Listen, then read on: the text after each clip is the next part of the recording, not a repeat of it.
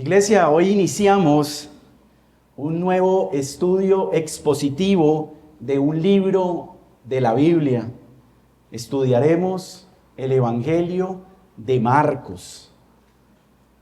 Un libro maravilloso que nos llevará a ver la historia del rey siervo prometido, que será el título del sermón en esta mañana. ¿Qué vamos a hacer primero? Iniciaremos con una pequeña introducción del Evangelio de Marcos. Y digo pequeña porque solo tocaré algunos puntos que son esenciales, introductorios. Pero he querido que algunos temas que son característicos del Evangelio, irlos explicando y exponiendo en cada uno de los sermones.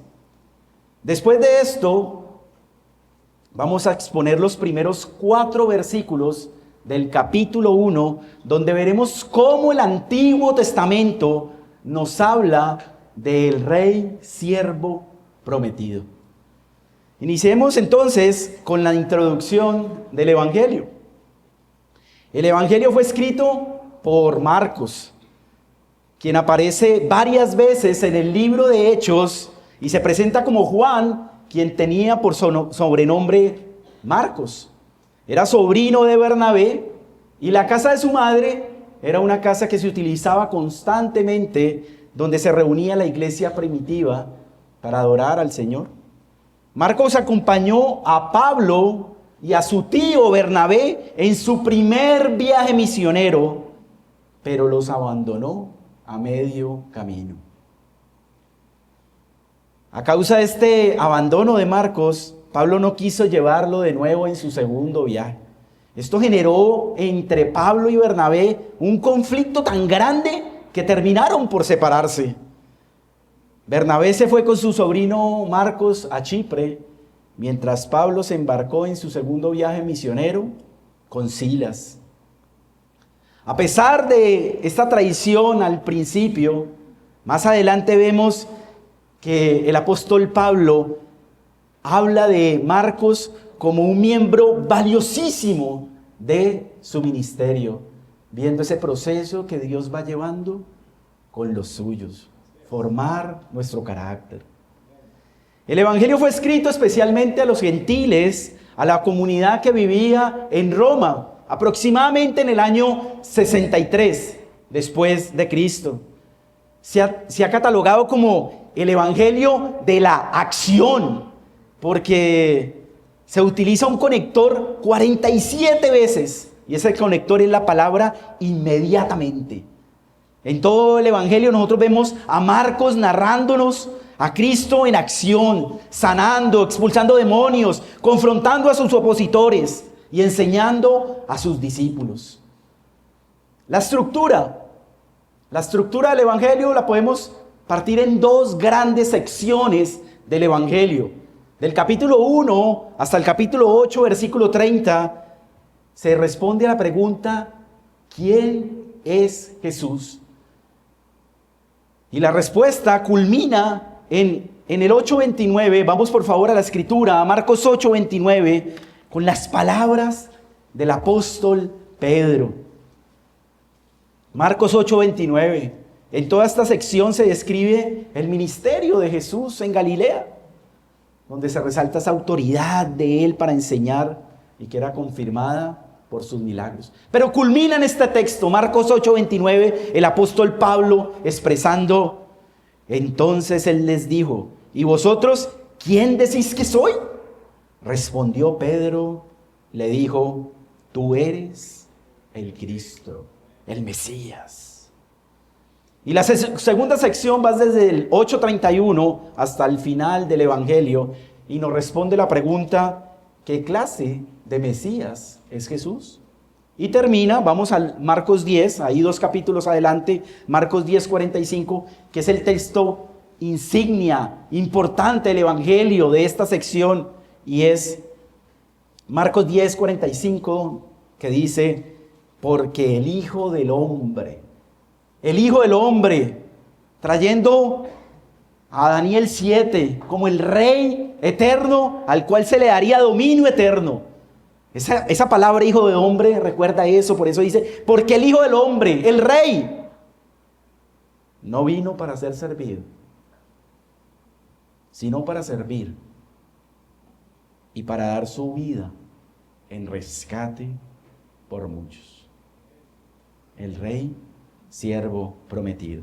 Hay algo muy especial, muy especial del Evangelio de Marcos, y es que podríamos llamarlo el Evangelio del apóstol Pedro.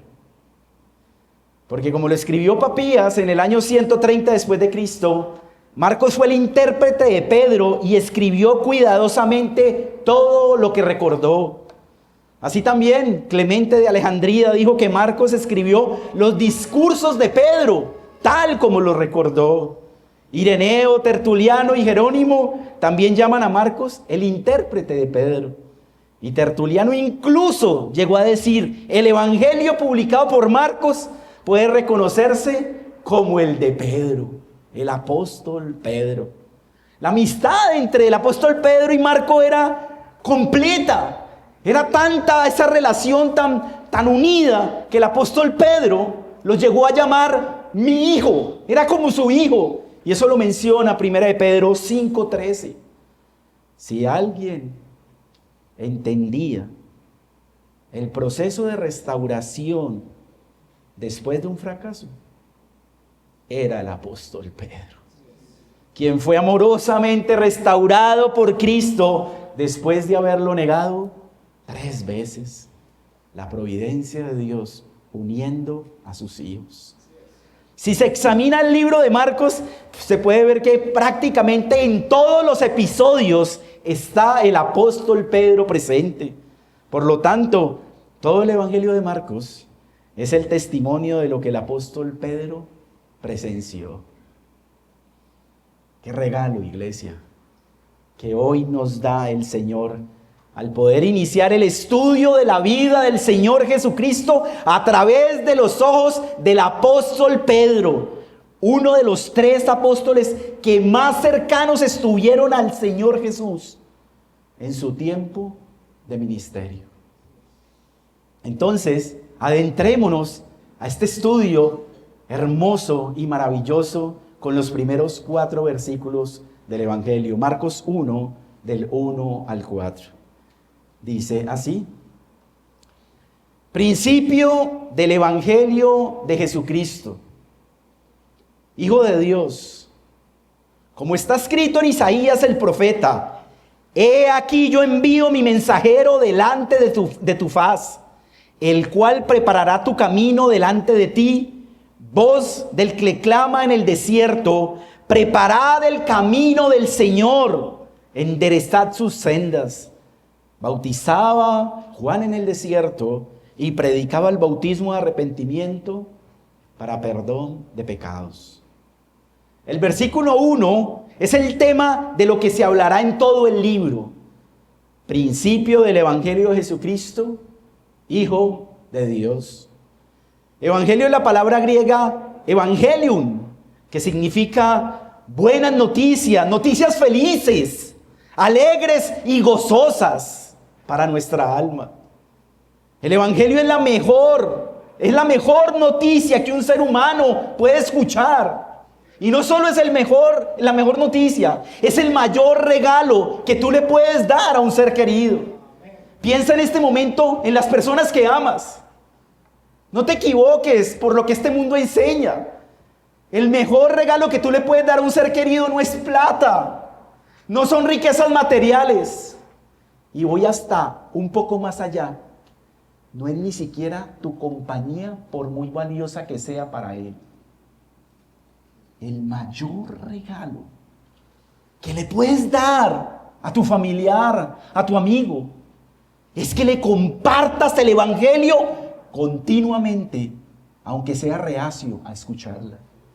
Porque son las únicas palabras que lo pueden librar de una condenación eterna. Y es el Evangelio de Jesucristo, porque es Jesucristo, el Hijo de Dios, el corazón mismo del Evangelio. Sin su vida, muerte y resurrección, no habría buenas noticias para ninguno de los que estamos hoy aquí reunidos. ¿Y por qué el evangelista utiliza la palabra principio del Evangelio.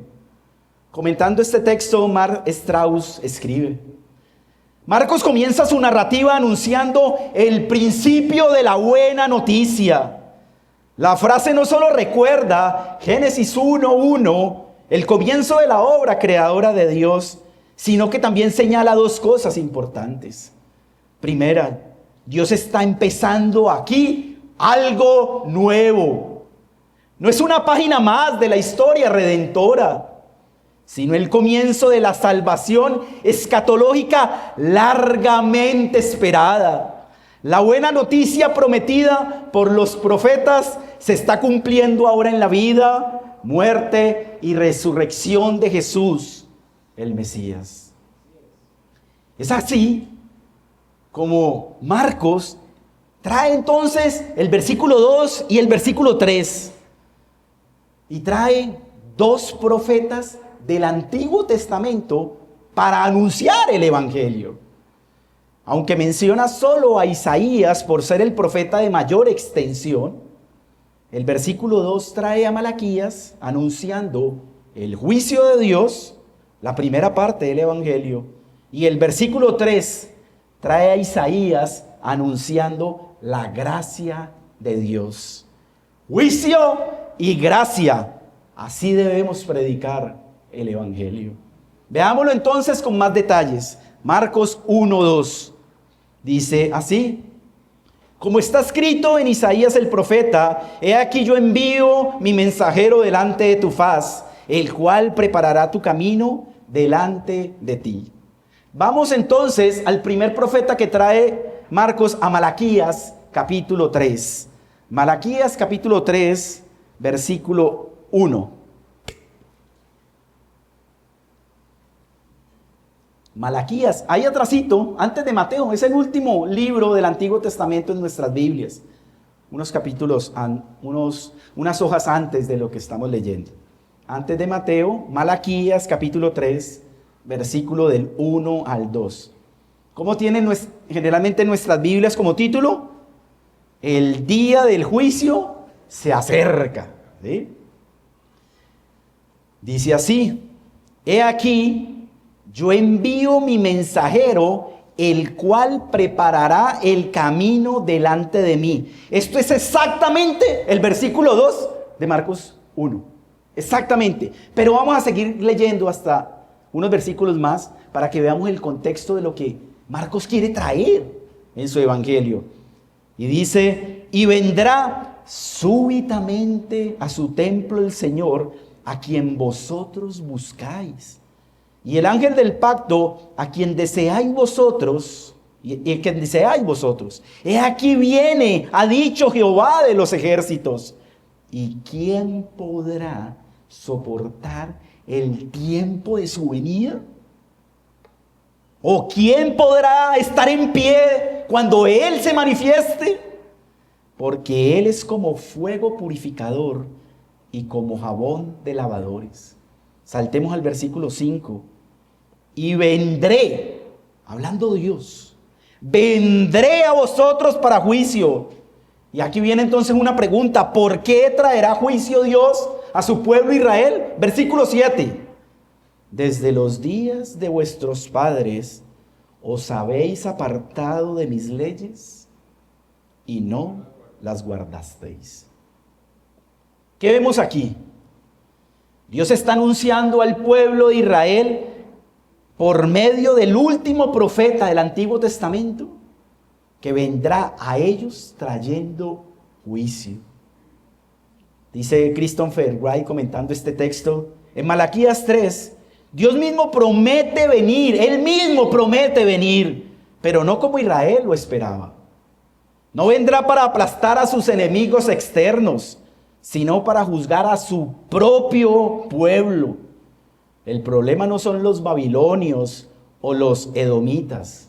El problema es el corazón corrupto de Israel. ¿Qué hace entonces Marcos al mencionar este texto de juicio en el versículo 2? Lo une inmediatamente al versículo 3, donde trae al profeta Isaías. Vamos por favor, iglesia, a Isaías capítulo 40, versículo 3. Isaías capítulo 40, versículo 3.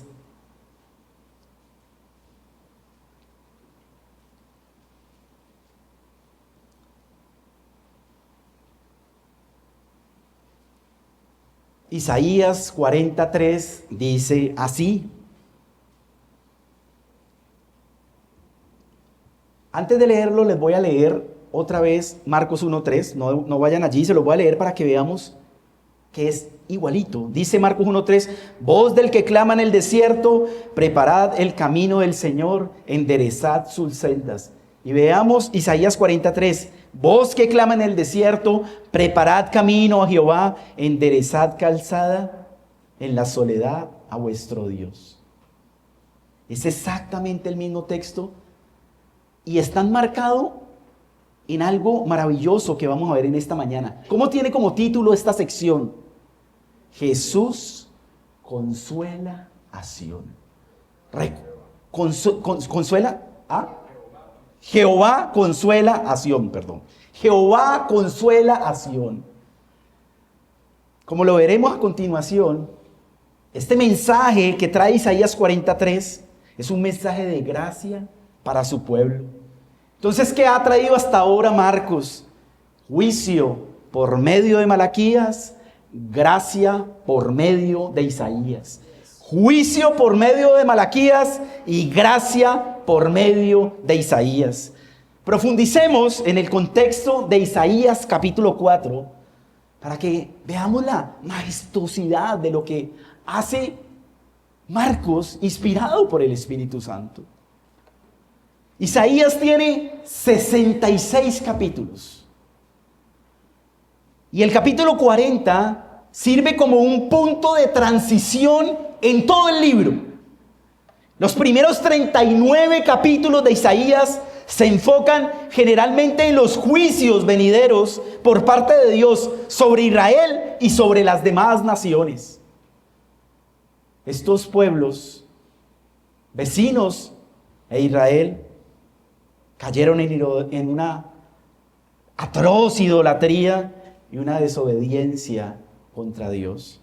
Es precisamente el capítulo 39 donde se profetiza que Israel iba a ser esclavizado, exiliado nuevamente por Babilonia 70 años como juicio por su idolatría y por quebrantar el pacto con Dios.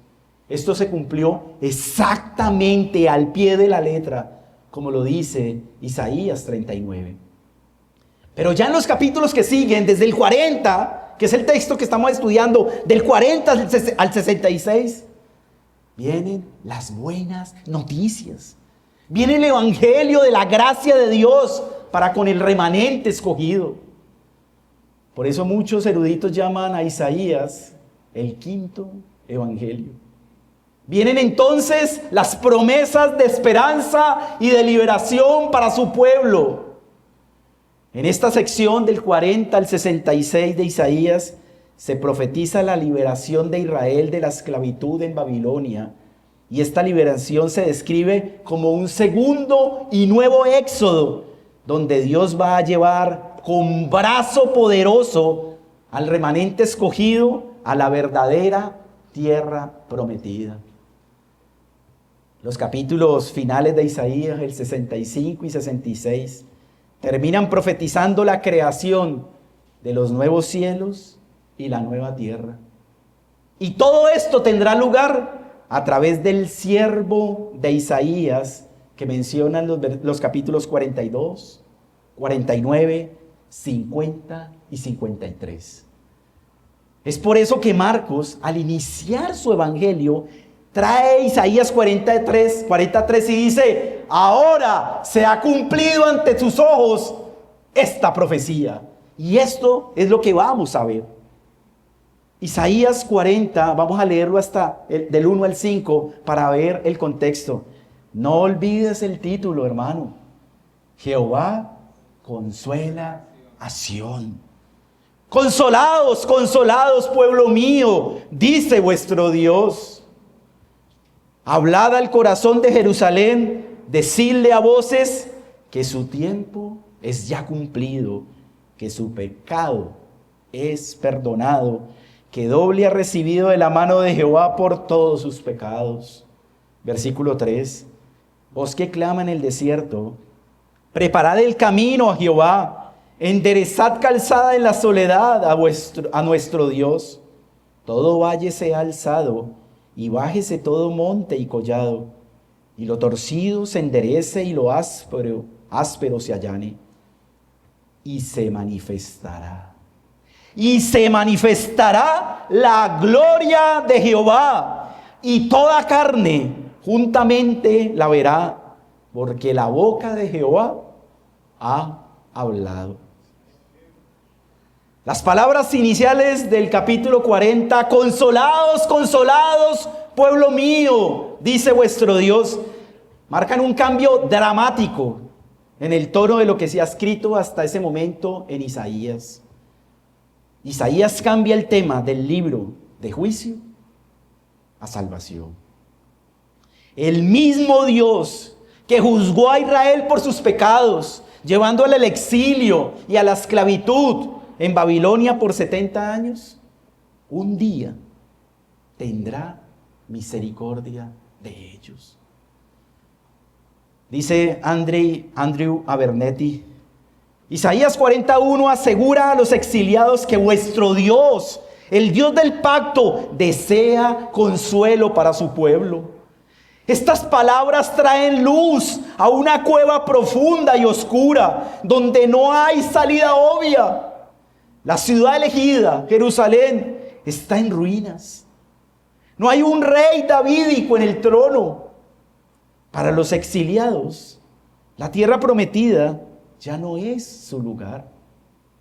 Dios parece haberse olvidado de ellos. Las palabras de Isaías 40 tienen como objetivo romper esta marea de dudas y reemplazarla con esperanza y lealtad a Dios. ¿Cuál es el consuelo que ofrecen estos versículos? ¿Cuál es su evangelio? Una mirada más cercana a Isaías 40 especificará que su esperanza reside en la gloriosa venida de Dios como Rey. Es por eso que el versículo 3, que es el texto que Marcos utiliza para iniciar su evangelio, resalta que se deben hacer preparativos porque el Rey glorioso viene.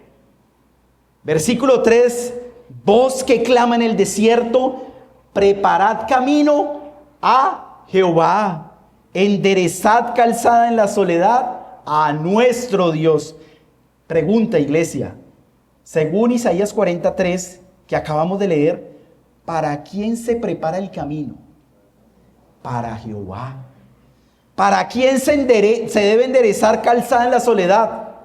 A nuestro Dios, a Dios mismo. Es por eso que el versículo 5 dice, y se manifestará la gloria de Jehová, y toda carne la verá. Todas las naciones, está hablando aquí, todas las naciones verán la gloria de Jehová cuando ese Rey venga, porque la boca de Jehová ha hablado. Lo que está profetizando aquí Isaías es que cuando el Rey venga, cuando Dios mismo venga, cuando un mensajero en el desierto le haya preparado el camino al mismo Jehová, todas las naciones, incluso las que oprimen a Israel, verán la gloria de Dios manifestarse. La boca del Señor confirma que así se hará. Saltemos entonces al versículo 9 de Isaías 40. Súbete sobre un monte alto, anunciadora de Sión. Levanta fuertemente tu voz, anunciadora de Jerusalén. Levántala, no temas. Di a las ciudades de Judá, ¿qué? Ved aquí al Dios vuestro. ¿Qué consuelo hay entonces para los exiliados? ¿Cuál es la buena noticia que trae Isaías? ved aquí al Dios vuestro. El mismo Dios vendrá. Por eso es que no hay mejores noticias que estas. Isaías le está diciendo a este pueblo totalmente afectado por lo que estaba viviendo: el mismo Dios vendrá y os consolará. Y ahora leamos el versículo 10 y 11 del mismo Isaías 40 detenidamente, mis hermanos. Deleitémonos en este texto al leerlo. Versículos 10 al 11. He aquí que Jehová el Señor vendrá con poder, y su brazo señoreará. He aquí que su recompensa viene con él, y su paga delante de su rostro. Como pastor apacentará a su rebaño. En su brazo llevará los corderos, y en su seno los llevará. Pastoreará suavemente a las recién paridas. El versículo 10 dice que el rey que viene vendrá con poder, y su brazo señoreará. Esto habla de su poder soberano, de su control absoluto como rey. Pero también se destaca en el versículo 11 que también es un rey pastor, manso y humilde, que apacentará con ternura a su rebaño. Llevará en su brazo y en su seno a cada una de sus ovejas. El mismo pasaje que enfatiza la infinitud del poder de Dios, también enfatiza su mansedumbre y su corazón pastoral para con sus ovejas. No podemos volver hasta ahora a nuestro texto de estudio sin antes ver cómo nuevamente en el libro de Isaías se resalta el mismo consuelo que hemos podido leer en el capítulo 40, pero con algo adicional. Se revelará la forma en que ese consuelo que Dios le promete a su pueblo escogido se llevará a cabo. Saltemos a Isaías 52. Isaías 52 del 7 al 10.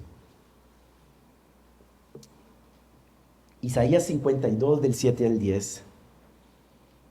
Al leer este pasaje, veremos cómo Isaías vuelve a traer el mismo tema del consuelo del capítulo 40, iglesia. Y hasta repetirá algunas palabras para que el lector vuelva a traer a memoria la promesa que se dio en Isaías 40. Leámoslo. Isaías 52 del 7 al 10. Cuán hermosos son sobre los montes los pies del que trae alegres nuevas, del que anuncia la paz, del que trae nuevas del bien, del que publica salvación, del que dice a Sión: tu Dios reina. Voz de tus atalayas alzarán la voz, juntamente darán voces de júbilo, porque ojo a ojo verán que Jehová vuelve a traer a Sión. La Nueva Traducción dice de este texto: los centinelas gritan y cantan de alegría, porque con sus propios ojos ven al Señor regresando a Jerusalén. Versículo 9. Cantad alabanzas, alegraos juntamente, soledades de Jerusalén, porque Jehová ha consolado a su pueblo, a Jerusalén, ¿qué? Ha redimido. ¿Por qué trae Isaías la palabra redimido en este momento? Jehová desnudó su santo brazo ante los ojos de todas las naciones, y todos los confines de la tierra verán la salvación del Dios nuestro. La similitud entre Isaías 40 e Isaías 52 es evidente. Ambos pasajes contemplan la declaración de buenas nuevas y de consuelo. Centran estas buenas noticias en la venida de Dios como Rey y comparten la preocupación que todas las naciones vean la salvación de Dios que trae por medio de su brazo poderoso. Dice Andrew Abernethy: la cena de los hermosos pies trotando a través de las montañas para traer el informe de que Dios reina y está regresando a Sión es un punto culminante apropiado que nos recuerdan que lo profetizado desde el capítulo 40 hasta el 52 de Isaías trata sobre el consuelo de los afligidos, sobre un rey que vendrá a salvar a su pueblo en una gran demostración de poder que será evidente para todas las naciones. Pero estas promesas de restauración plantean una pregunta: ¿qué hará Dios? ¿Qué hará Dios con respecto al pecado, que fue precisamente lo que llevó al pueblo de Israel a ser esclavo en Babilonia por 70 años por el juicio de Dios? ¿Lo ignorará Dios? ¿Actuando como si no hubiera pasado nada? No, iglesia.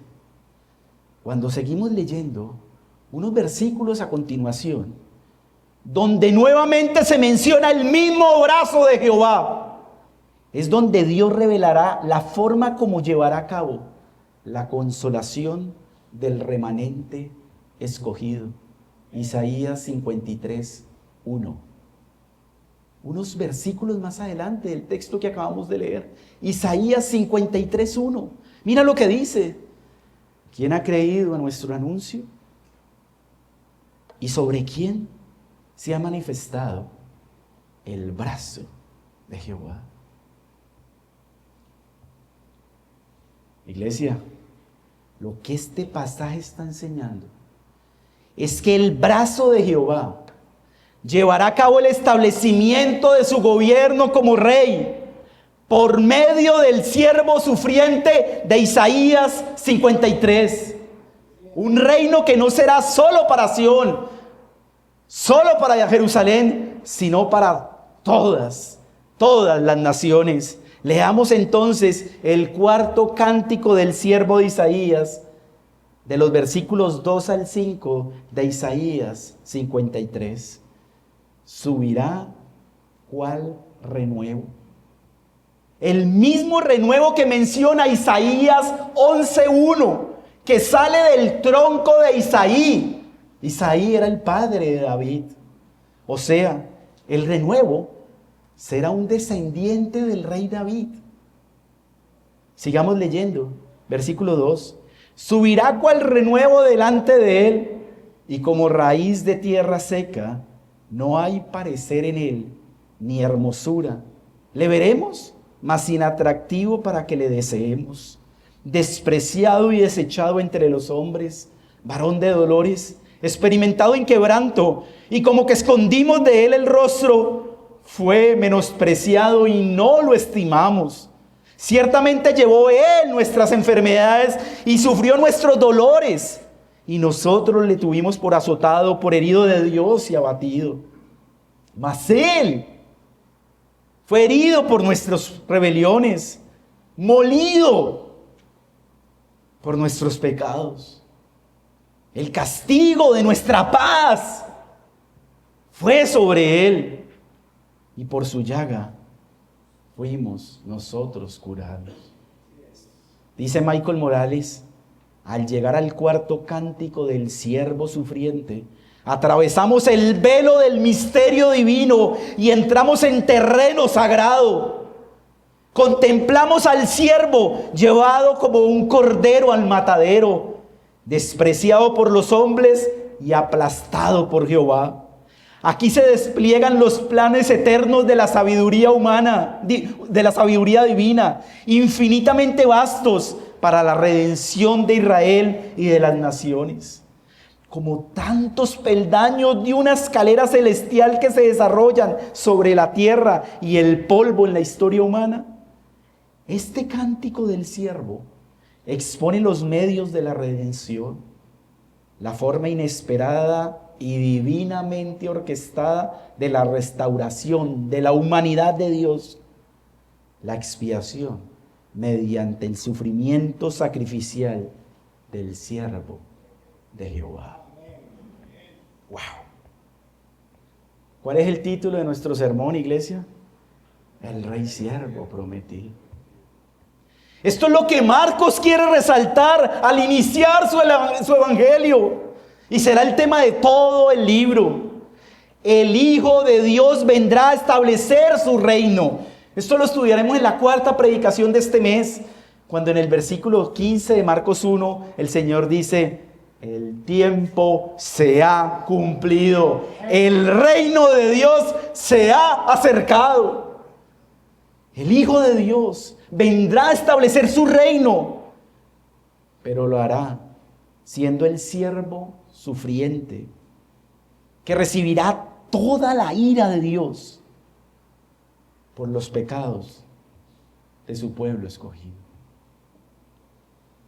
Este es el consuelo que Marcos nos quiere resaltar hoy al iniciar su evangelio.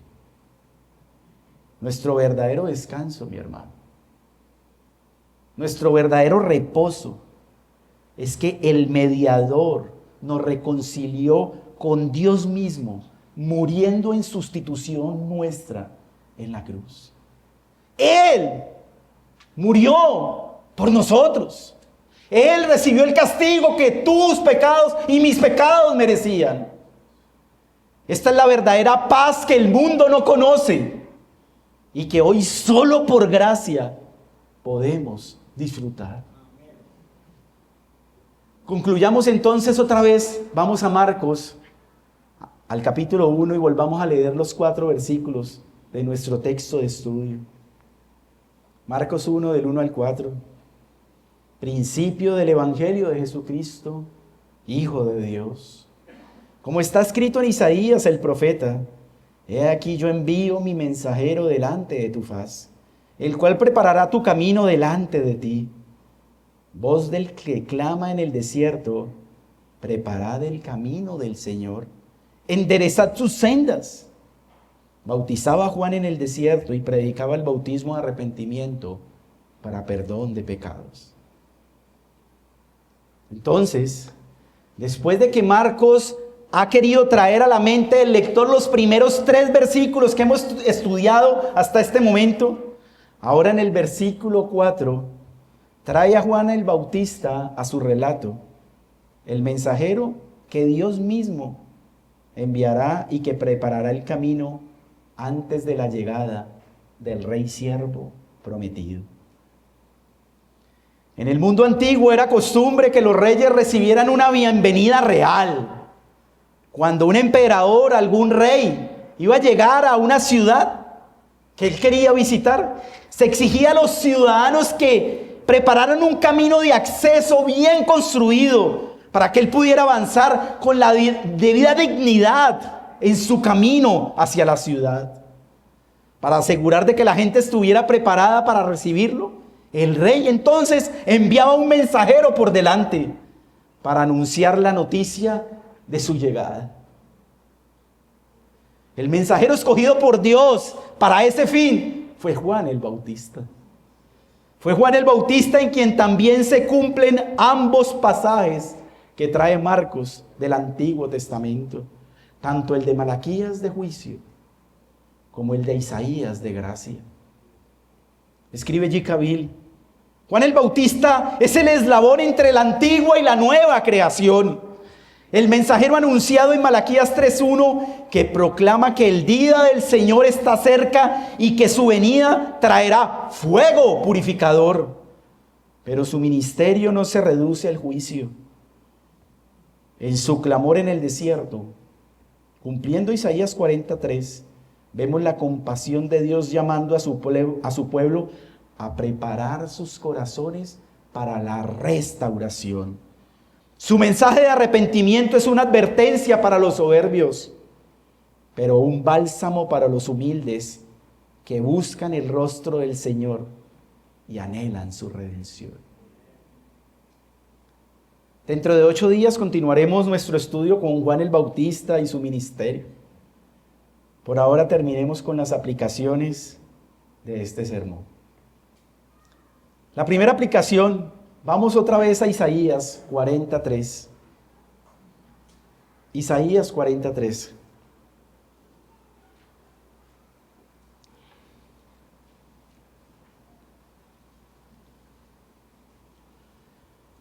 Lo primero que debemos resaltar en esta aplicación, y que tanto Malaquías como Isaías menciona, es que el rey que vino no es otro que Dios mismo que hizo el universo.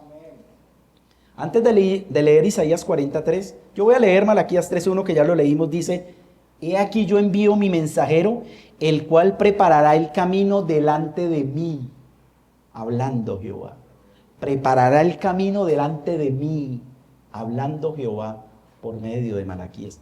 Y mira lo que dice Isaías 43, que ya lo leímos, pero volvámoslo a leer. Voz que clama en el desierto, preparad camino a Jehová.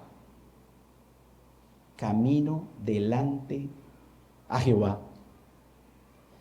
Esto es uno de los varios textos en Marcos y en todo el Nuevo Testamento donde textos del Antiguo Testamento referidos a Dios, a Jehová, son mencionados como recibiendo su cumplimiento en Jesús, Dios hecho hombre. Por eso es que Isaías 45, después de anunciar eso, mira lo que dice Isaías 45, que ya lo leímos, pero es glorioso. Y se manifestará la gloria de Jehová, y toda carne juntamente la verá.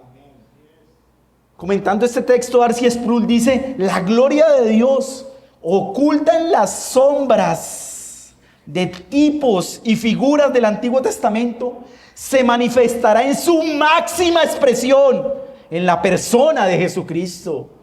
Isaías 45 proclama que la gloria de Jehová será revelada y que toda la humanidad la verá. Y esta profecía se cumple en la encarnación del Hijo de Dios. En Cristo, la majestad y el esplendor divinos se hacen tangibles. No en la forma de un rey terrenal con ejércitos y poder político, no, sino en la humildad del siervo que vino a redimir. La gloria de Dios, velada por siglos, se desplegó en plenitud cuando el Verbo se hizo carne y habitó entre nosotros, mostrando que en Él se halla toda la excelencia y perfección del carácter divino. ¡Wow! Ese es nuestro Dios, el Rey Siervo que vino a rescatarnos, iglesia. Ese es el consuelo para nuestras almas. Es a través del Evangelio donde todas las naciones han sido testigos del esplendor de la gloria de Dios en Jesucristo. Y es en la cruz del Calvario donde se hace un despliegue sublime de su gloria. Allí vemos todos los atributos de Dios en su máximo esplendor. Su amor, su justicia, su misericordia, su gracia, su sabiduría. Y podemos seguir contando uno a uno, al llevar un plan tan sublime y majestuoso que llevó al apóstol Pablo a exclamar, terminando cuando habla de Romanos, en Romanos 11, después de narrar todo ese plan de redención, dice: oh profundidad de las riquezas, de la sabiduría y de la ciencia de Dios, cuán insondables son sus juicios e inescrutables sus caminos. Iglesia, es a través del Evangelio donde vemos el esplendor de la gloria de Dios, y es lo que hace que vivamos para Él. El Evangelio no es solo para las personas allá afuera, es para nosotros. Autoprediquémonos diariamente el Evangelio y meditemos una a una en estas maravillosas palabras de vida.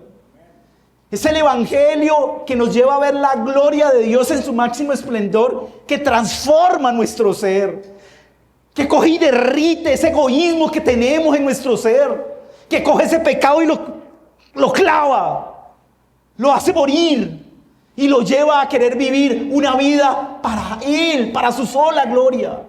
Solo en ese momento, iglesia, solo en ese momento vamos a estar plenos.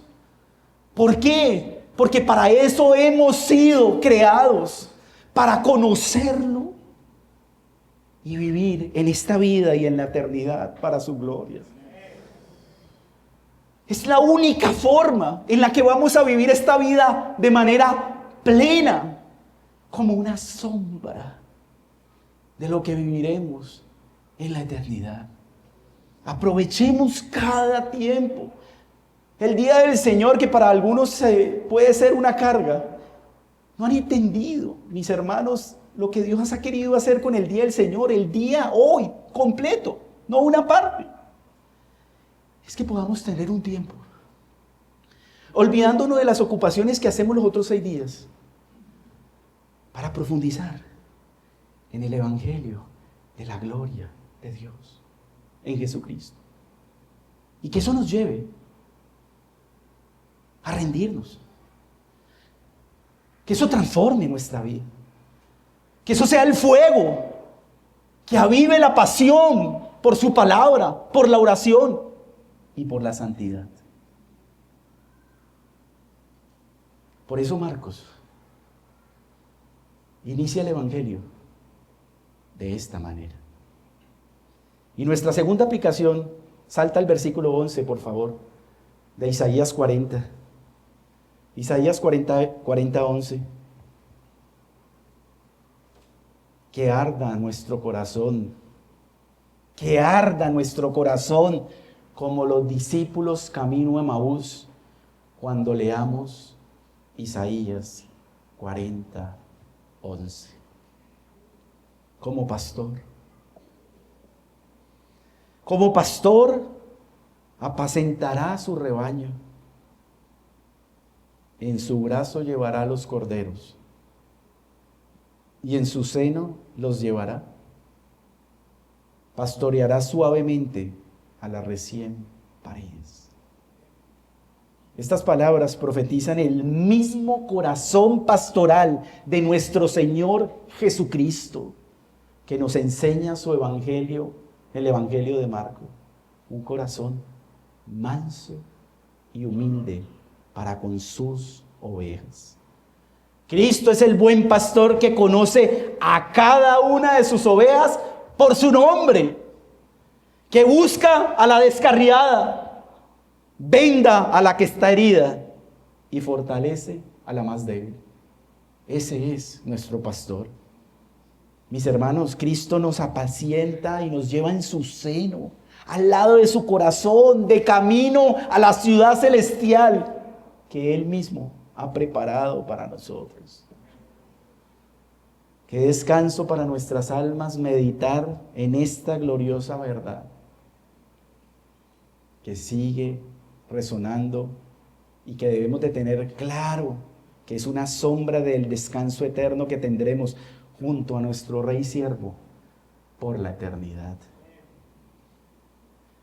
Y no puedo terminar este sermón sin hacer un llamado a los que están aquí y no se han rendido al señorío de Cristo. El mensaje de Juan el Bautista era tanto de juicio como de gracia.